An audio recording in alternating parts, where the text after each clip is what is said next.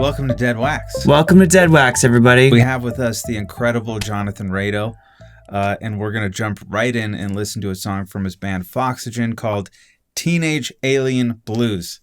Hit it, Jack.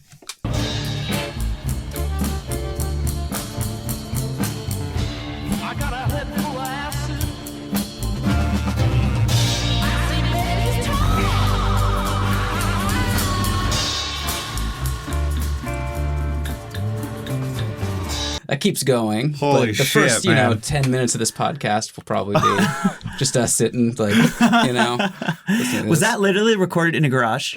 No, it was recorded on GarageBand. On GarageBand. So the weird thing about that is that was recorded in the Hit Factory studios in New York. I was an intern at Gibson Guitars. I was working at the front desk, and I had the key. So after hours, I would go in with my GarageBand laptop and one a blue microphone that I would plug into the 1/8 inch in on the side of the no interface, just right into the laptop, into GarageBand, and just sort of position it on the drum kit, position on the piano. Whoa. So I had all this stuff to my available to me, but it obviously just sounds like it was recorded in the most haphazard way. That's kind of wild. It's like max environmental fidelity with minimum input fidelity. Yeah. Wild. That was insane. I had no idea about gain. Yeah. Just nothing. I had no idea how to record anything. And so this is I thought this would be interesting to listen to because it's the first kind of real Foxygen album. And it's just us learning a lot about how to record. So were you guys recording everything together? You're both in the room as the thing's being made. Yeah, that was that. This song was done in chunks. So maybe the first 8 minutes of it was, I'm not sure. I think Sam, so the band is me and the singer Sam France, and we both kind of play everything. And I think on that one I was playing piano and he was playing drums. And so we'd do a chunk of that at a time. And recording together live. And then we'd overdub, obviously, really overdub on time. Yeah. Tons Is any of the singing you? No. It's all him. It's all Sam overdubbing. He has such a cool voice. He has a really cool 1970s rock and roll voice. I wrote, it sounds like you put 1950 through 1975 into a blender and then drove the blender through the tunnel in Charlie and the Chocolate Factory. Yeah, that's pretty much the vibe. Just a crazy collage, but the sounds, the background vocals sound so cool. Yeah. We spent one day recording the drums and piano and everything. And then Sam spent maybe 5 or 6 months. We lived in Astoria in Queens in a little apartment, and he would just do those all night. Just do the background vocals all night, do the lead vocal, and it's all little fades on GarageBand, fading in these little bits. It's so intricate. And at one point, we kind of got evicted from that apartment, and there was this note put on the front door because they didn't know where it was coming from, but it said, "Dear opera singer." Oh my God. We respect that you need to practice your art, but people are trying. This is a family building. People are trying to sleep. Jesus. So you would just be up at 3 a.m. Doing these operatic vocals, adding in all this stuff. Wild. So, somehow you went from recording on GarageBand with a blue microphone through an 1/8 inch input, to producing for Miley Cyrus and the Killers and Lemon Twigs and Father John Misty and Ways Blood. And so how did that happen? That's a really good question. At some point we were touring around, and I'd always been interested in recording, the recording side of things. And I'd meet people, on tour and stuff, or the Lemon Twigs, for example, sent me a tweet, and they just said, "Would you like to record our album?" And I was like, "Sure, sounds awesome." And why did they send you a tweet? How did they hear about you? I guess through Foxygen. We put this album out, and then we put out another album very quickly after that, I guess, okay, here's the real story, and this maybe will tie into something we'll talk about later, is we gave this album to this guy, Richard Swift, who we loved, and there's a song on this Take the Kids Off Broadway album that's called Song for Richard Swift, and we kind of designed almost this whole album to be like appealing to him because we loved his music so much, and he was like a home recordist, genius songwriter that we really looked up to, and he was coming through town. He was playing in a band called the Minor Birds, just playing like in the band. And we knew that he was going to play at the Mercury Lounge.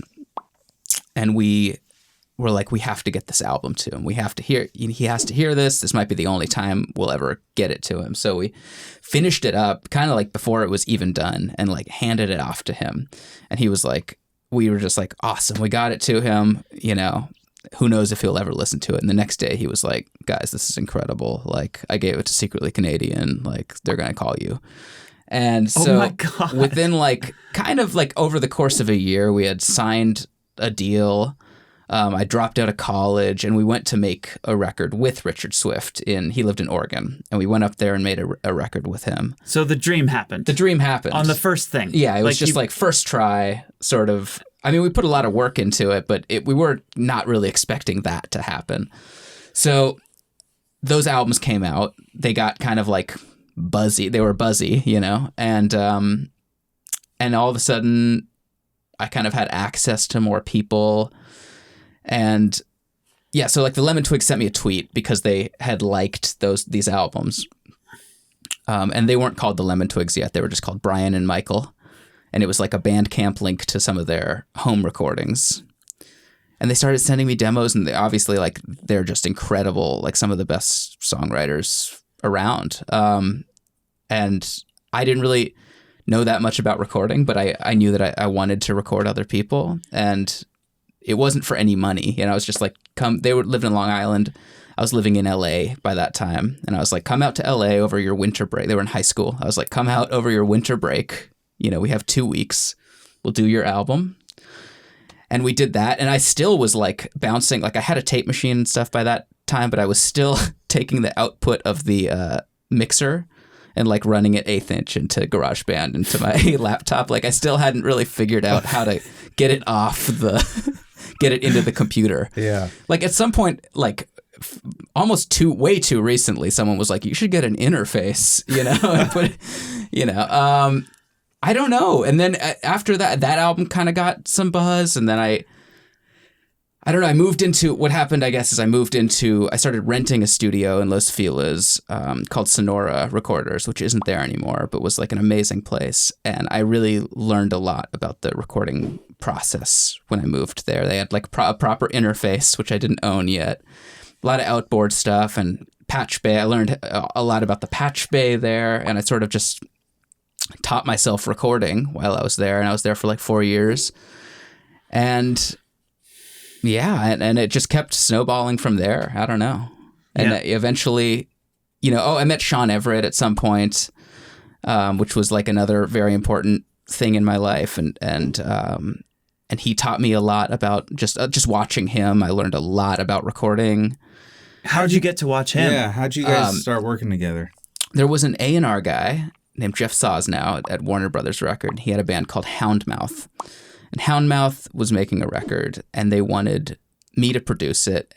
But I wasn't really much of a name. And so they wanted to get kind of a name attached to it as well. And they got Shawn. And so we met through this A&R guy. He was like, Shawn, Rado, you guys maybe work on this record. And that's how we met. And it was like immediately like a very quick connection between us, and we realized that we both really liked kind of pushing recording like as far as it can possibly go. Yeah. And then that became a very you know, collaborative thing between us, and I started working with this guy Alex Cameron, and Alex Cameron introduced me to Brandon Flowers from The Killers. I started working with The Killers a little bit, and I was like, we got to get this guy Shawn, you know, to come on with us. And so I brought Shawn onto The Killers record, and we kind of started working on that stuff, which was another very fruitful project for us. And then Shawn brought me onto the Miley record, and we just keep doing, you know, this is kind of our thing, is we just like to Yeah, you work guys together on these things. Have a soul connection. Yeah, for sure. Where do you come from musically? Like, what were the records that lit you up as a kid? My first favorite stuff was like,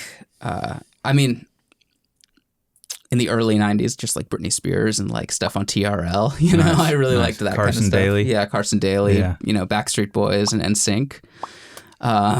And then Limp Bizkit, you know, and that kind of stuff. I just really watched MTV as a kid. And then I remember there was a point where I heard the Flaming Lips, Soft Bulletin, and that kind of just cracked open music for me a little bit. And it just opened me up to like a lot of different, like more colors, you know. And then I loved Beck a lot, and I love the Brian Jonestown Massacre, and those are like my high school favorite bands, like BJM and Beck and the Flaming Lips. And kind of towards the end of high school, started getting more into the 60s stuff, probably through Brian Jonestown Massacre. Like got introduced to Kinks and Velvet Underground and a lot of that stuff. I just got really into that, and Richard Swift too. I loved Richard Swift a lot, and he had this website, and he would post. It was kind of like a blog, but he'd just post album covers of sort of like obscure records. So, like Captain Beefheart's "Safe as Milk," and like the first Funkadelic album. Yes. And those like on Teenage Alien Blues, like that's sort of like trying to be like Captain Beefheart meets the first Funkadelic album, you know, and those were really important records to me as well. You mentioned you and Shawn were both interested in, I think the framing you used was like pushing recorded music as far as you could. Yeah. What does that mean? For this Houndmouth album, they're like a Americana band sort of, and they'd had some lineup changes, and when we came to the table, they said they want to make this album that was kind of like Frank Ocean meets Daft Punk, and I feel like maybe like a logical producer would be like, cool, like let's work that in maybe into like more of an Americana sound a little bit and use some of those influences. And I think we were just like, yes, and we will go as far as possible to do this. And we were also in that time connected a lot over Oblique Strategies. And so we were using like Oblique Strategies a lot. What do you mean by that? So Brian Eno has this card deck that he made where you would draw these cards and it would be like, like start from the beginning. Or, it's an oblique strategy. So honor thy error as hidden intent. So we would be doing things on this album, which was like on a major label, the first time I'd ever worked on anything that was on a major label. And we'd be in these big studios. And we'd be like, okay, we're going to make this song. We're just going to draw the instrument from a hat, and it would be like slide guitar. And we'd be like, all right, we're doing slide guitar, or we'd blindly put things in a patch bay and just be like, what is this going to sound like? Or there was one, we were at Sonic Ranch in Texas. And there was the same album? For the same album. Okay. It took like a year. It was like a big project. And one of my favorite ones is we were at Sonic Ranch. The band had a song, and next door to where we were recording in a different studio, there was like a Nashville session going on, like just all Nashville players. They were doing a country album. And we were like, let's get those people over there. And all we'll give them is not even really the key. We just said G. The song was in G major, but we just said G. Yeah. And we'd have them play to a click for 9 minutes. Yo, sick. And then we'd have one guy come in, play for 9 minutes. He'd leave. The next guy would come in for like pedal steel, and we wouldn't play him what the previous person had played. Yeah. We'd just give him the click and have him jam over the click. Next guy. So we do this for like 14 guys, and then we just pull up all the faders and see what happened. We'd have this kind of like collage mess of things, but then we'd sort of like start working, be like, oh, these two things go together here. and like, let's bring those down and like, oh, bring in these guys. And then we'd sort of like build arrangements of these songs based on these sort of random acts of, you know, coincidence. I don't know. That tracks so well. Cause like, we had Shawn in here, 3 months ago or something like that. And the way he framed it was, he was like, look, I like getting myself into trouble and then having to get out of it. Yeah. Same. Yeah. And it's like, there's something like, if you deliberately, like if you make just something perfect, then it's kind of uninteresting. But if you get yourself into a lot of trouble and then you have to figure out how to make it work, like you're talking about, like, let's pull up these two faders, let's take that, let's crossfade this out. Okay, let's just use these two. Let's just use that 2-second section and loop it. Like the getting out of trouble is where a lot of creativity happens. I know, because the easiest thing to do is like set up some mics and have everyone know how the song goes. You know, that's like if you just get some good players and set up some mics, it's like you're going to get something great. Yeah. You know, it's going to be awesome. But then if you just like throw yourself into something where you're like completely out of it and you don't really know what's going to happen and there's like an element of unpredictability, I don't know, you kind of get something that you would never come up with. Do you always, because I feel like that's there are producers who are, that is their guiding light strategy, and then there's David Foster. There are producers who know how to take a song and make it sound beautiful and put the mics in all the perfect places to get the most pristine sounds, and then find the best mixer, best masterer, and then go to radio. Like, have you how malleable is your approach, or like, have you ever made a record from that side or closer to that side of the spectrum? Yes. I mean, I've definitely done albums where I've just had the band come in and record the band really nicely. And that's also something, I mean, I have a home studio. And so sometimes at the home studio, I will have a band come in and then they'll just have practiced the song. Yeah. And they just know how all their parts go. And a lot of the times working with a band, that's sometimes the best thing to do instead of like throw wrenches into it. Because honestly, with the Houndmouth thing that we did, it was a bit of a learning experience because we had changed the sound of the band so much that by the end of it, I was really proud of what me and Shawn had done, but like a little bit of guilt, you know, of like changing the sound of this act so much. It sounds like you and Shawn kind of had free reign. Like, was the band? They were down. They were just down. They were down, for whatever and I think they were wanted. happy with it. You know, like I think everyone was happy with it. But I do think maybe we went a tiny bit far. You know, but I don't know. I think it was kind of a learning thing for me, and sometimes I think it's nice to just present the band, you know, as is, and it depends on the act, you know. It depends on what the person is wanting out of me. If they had a clear vision and had been able to execute it as a band, there wouldn't have been as much room for you guys to throw caution to the wind. Yeah. I mean, I think a lot of it too was me and Shawn had just met each other, and we were like, "Wow!" That was your guys' honeymoon. Like it was period. A little bit like we were just going, like, "Wow, look all the things we can do," you know, like and like no one's telling us no, you know. It was so nice, but sometimes I do like to just set up some mics and record the band, and that is also really nice. And it's the I think Eno and Lanois work together really well because Eno is such a broad thinker in concepts, and Lanois' vibe is like also just recording it nicely. Totally. You know, he has this thing that I always like. He talks about house sound, where is Daniel Lanois also. I don't know if anyone.